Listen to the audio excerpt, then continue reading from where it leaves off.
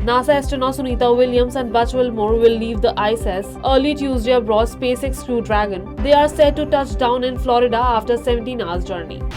Prime Minister Narendra Modi called a Mahakumbh testament to Sabka Prayas and India's unity amid global challenges during his speech at the Lok Sabha. Opposition criticized the event over a stampede and water pollution concerns. CM Fadnavis alleged a conspiracy behind the unrest, citing Chhawa and rumours, while the opposition accused BJP of flowing religious divisions. Maharashtra Deputy Chief Minister Eknath Shinde called Aurangzeb supporters traitors, praising Shivaji Maharaj as a Hindutva icon amid demands to remove Aurangzeb's tomb and Nagpur's violence. Maharashtra's Chief Minister Devendra Fadnavis spoke to injured DCP Niketan Kadam after Nagpur violence and wished him a speedy recovery following the incident. Violence erupted in Nagpur over demands to move Aurangzeb's tomb, prompting curfew in multiple areas. Police detained 50 people, with injuries reported among officers and civilians. Clashes erupted in Nagpur after rumors flooded about the Quran desecration, leading to arson, toll painting and vandalism. Police detained 60 rioters and imposed prohibitory orders. After defense talk in Delhi, New Zealand Prime Minister Lakshman joked that he was relieved that PM Modi didn't mention India's 2025 Champions Trophy victory, but instead recalled New Zealand's 3-0 Test trump, calling it worthy for a diplomatic incident. Prime Minister Narendra Modi met US Intelligence Chief Tulsi Gabbard in Delhi after her talks with Defense Minister Rajnath Singh, who urged action against Sikh separatist terror group Sikh for Justice. Former Delhi High Court Chief Justice A.P. Shah called the One Nation One Election bill unconstitutional, while senior advocate Harish Salve defended it as meeting constitutional requirements during a 5-hour JPC session.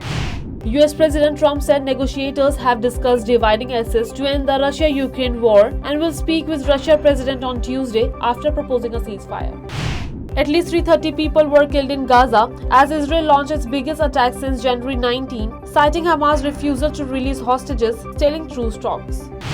Hamas claims Israel's fresh Gaza strikes endanger hostages, calling it a death sentence as 220 die amid ceasefire uncertainty. 59 captives remain in Hamas custody. Tamil Nadu BJP chief Annamalai criticized actor politician Vijay for dismissing BJP's Tasmanic protest, accusing him of work-from-home politics and questioning his moral authority on legal issues. India formally asked the US Embassy for a 10-year expenditure report on US aid-funded projects and NGOs involved. The ME informed Rajya Sabha about this request in a written response. DGP K. Ramachandra Rao, who is Rana Rao's father, was questioned and sent on leave. Meanwhile, Rao's bail plea was adjourned to March 19 and associate Tarun Kunduru Raju's plea was deferred to Tuesday. Software professional Pragati Reddy, her son and mother-in-law died in Florida crash, while her husband was injured in an accident. The family was returning from the weekend trip.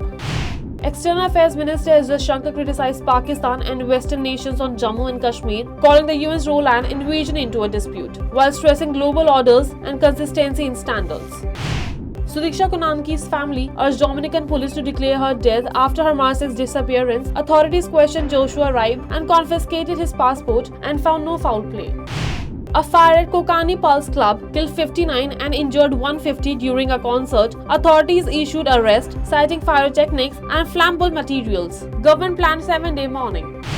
A Lahensa jet stream crashed into a sea near Rohtan Island, killing 7 of the 17 who were aboard the plane, including minors and foreign nationals. Meanwhile, in another incident, a Delta jet struck LaGuardia's runway in Rohtan Island. Unfortunately, no injuries were reported. US President Donald Trump ended Secret Service protection for Hunter and Ashley Biden, citing taxpayer cost after a report raised the issue during a media briefing. The ED have summoned Lalu Prasad Yadav, Tej Pratap and Rabri Devi for questioning in the alleged land for job scam. Rabri will appear today, while Lalu is scheduled for tomorrow. The CBI and ED have been investigating the case since 2020. The Supreme Court criticized trial courts for denying bail in minor cases, warning against a police state. Justice Oka's bench granted bails to a man jailed for 2 years. The EG raided multiple Bengaluru locations linked to beneficiaries of George Soros Open Society Foundations, investigating alleged foreign exchange violations under Foreign Exchange Management Act. CM Chandrababu Naidu met Siddharth Nandyala, a 14-year-old AI prodigy who developed Circadia V, detecting heart disease in 7 seconds. He assured full government support. A raid on a fraudulent call center run by Chinese nationals in Islamabad turned chaotic as local looted laptops, furniture and cutlery. Federal Investigation Agency arrested 24 suspects. The Bombay High Court overturned the Maharashtra Waqf Tribunal's 2023 ruling, cancelling Pune's Imbamwara Waqf statue, citing misapplication to the Waqf Act 1995. PC Bangla's college, Rajneesh Kumar faced rape charges after student accused him of abuse and blackmail. Police found 65 obscene videos and a probe is underway. Delhi CM Rekha Gupta praised the tunnel boring machine's success at IGNOU, lauding workers' efforts and India's rapid infrastructure growth under PM Modi's leadership.